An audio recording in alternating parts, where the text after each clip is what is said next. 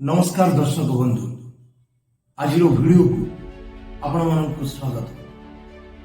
दिनकर घटना गोटे लोक गोटे मूर्तिकार पाखक दुईटी पत्थर नहीं जाते गाँव में गोटे मंदिर प्रतिष्ठा कर मूर्ति को से स्थापित करने से चाहते से मूर्ति बनवाई जिते मूर्तिकार पाखक दुईटी पत्थर नहीं गले सेतबेले मूर्तिकार जनक से मूर्ति को आकार दवापाई बोली गोटे बड़ पत्थर को नहीं से मूर्ति को बनवार लगे। जिते मूर्ति को बनवा लगे से पत्थरटी कहला मत बहुत दरज होते जोर बाड़ौं मत बहुत दरज होपन मत प्लीज दयापूर्वक मो देहरे एत जोर आघात दिंतु ना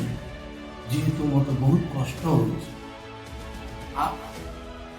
मूर्तिकार जनक कौन कले से पत्थरटी को साइड रे थोड़े आउ गोटे जो पत्थर थिला ता देहरे से मूर्ति बनवा जाए से पत्थरटी को नहीं आसी से पत्थरटी को बाड़े चले। जिते से पत्थरटी को बाड़े चलले पत्थर जनक चुप हो रही से पत्थरटी किछि शब्द नहीं किछि किछि कहू न था से पत्थरटी कि मते एते जोर प्रहार कौन पाई दउछ किंतु से पत्थर आ पत्थर भीतर आलोचना हला भाई तोते एते जोर पहाड़ दौची से मूर्तिकार जनक तथापि तू चुप बसीचु कहीं से जो पत्थरटी मूर्ति बना होची से पत्थरटी कहला किछि नो कि समय चुप रहबा पड़ो। तापर मूर्तिकार जनक से पत्थर मूर्ति रे ठाकुर को से बनै से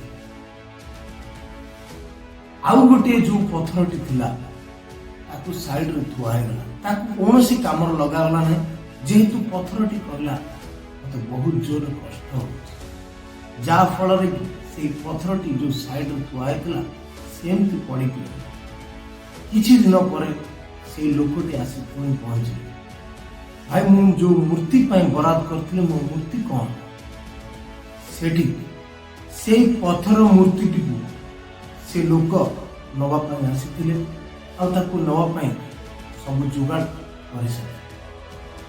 कर पत्थर मूर्ति से लोकटी नहीं गले सांगरे से जो लोक दुईटी पत्थर देते मूर्तिकार को पचारू मु जो आर पत्थरटी देती आप कौन रखी से कहले से पड़ी ना ठीक अच्छे मुझा को भी उठे नहीं जाऊँ ना कौन पाई से पत्थरटा नहीं कि गला पर मत नड़िया भांगिबार काम लगे।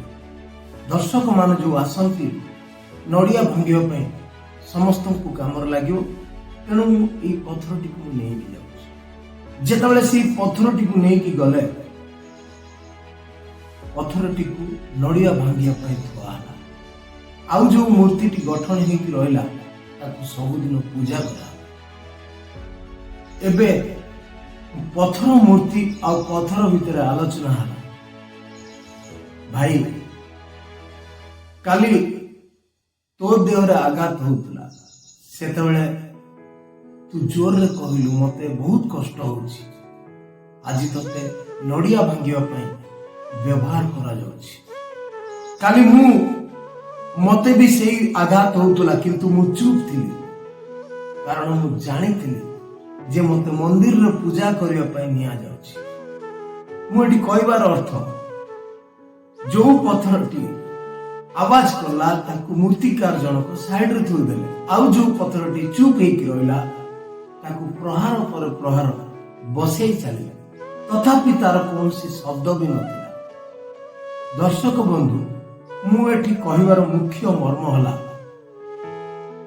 जेतेबेले आपण जीवन रे आगु को बढ़िबा पई चाहिए आपन को ଆଘାତ ପରେ ଆଘାତ, କଷ୍ଟ ପରେ କଷ୍ଟ, ଯନ୍ତ୍ରଣା ପରେ ଯନ୍ତ୍ରଣା ସେ ମିଳି ଚାଲିବ।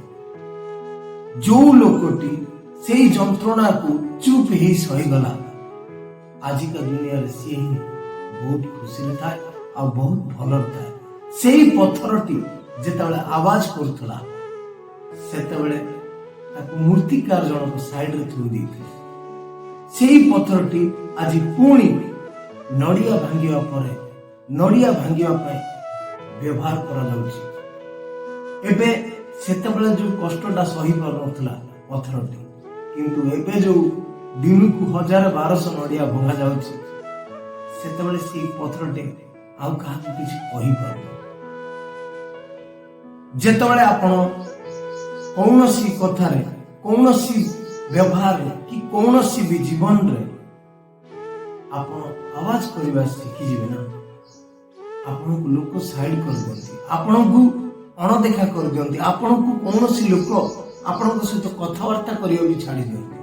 ସେଇଟା ବୋଧେ ଆପଣମାନେ ଭାବନ୍ତି ମତେ ସେ ଲୋକଟା ମତେ କିଛି କହୁନି, ତାମାନେ ମତେ ଭୟରେ ମୁଁ ଯଦି ଯୁକ୍ତି କରିବି ସେଥିପାଇଁ ମତେ ସେ କିଛି କହୁନି। କିଛି ନ କହିବାର ତା ପ୍ରତିଫଳନ ଏଠି ପଡିଯାଇଛି।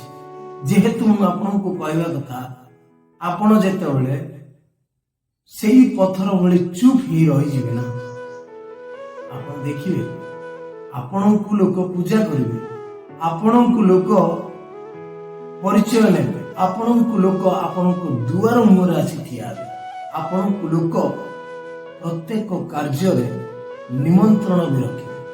ମୁଁ କହିବାର ଅର୍ଥ ହେଲା, ଦର୍ଶକ ବନ୍ଧୁ, ଯେତେବେଳେ ପରିସ୍ଥିତି ଯୋଉ ମୋଡ ନଉଥାଉ ନା କାହିଁକି, ଆପଣ ଚୁପ୍ ରହିବା ଶିଖିଯିବେ, ତାହେଲେ ଜୀବନରେ ସବୁ କିଛି ଶିଖିଯିବେ।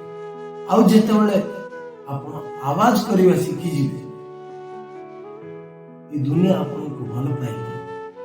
ଏ ଦୁନିଆରେ ଆୱାଜ କରୁଥିବା ଲୋକଙ୍କୁ ଅଣଦେଖା କରାଦିଆଯାଏ। ମୁଁ କହିବା କଥାଟି ଆପଣମାନେ ବୁଝିପାରୁଥିବେ ବୋଲି ଭାବିପାରୁଛି। ଧନ୍ୟବାଦ। ଜୟ ଜଗନ୍ନାଥ।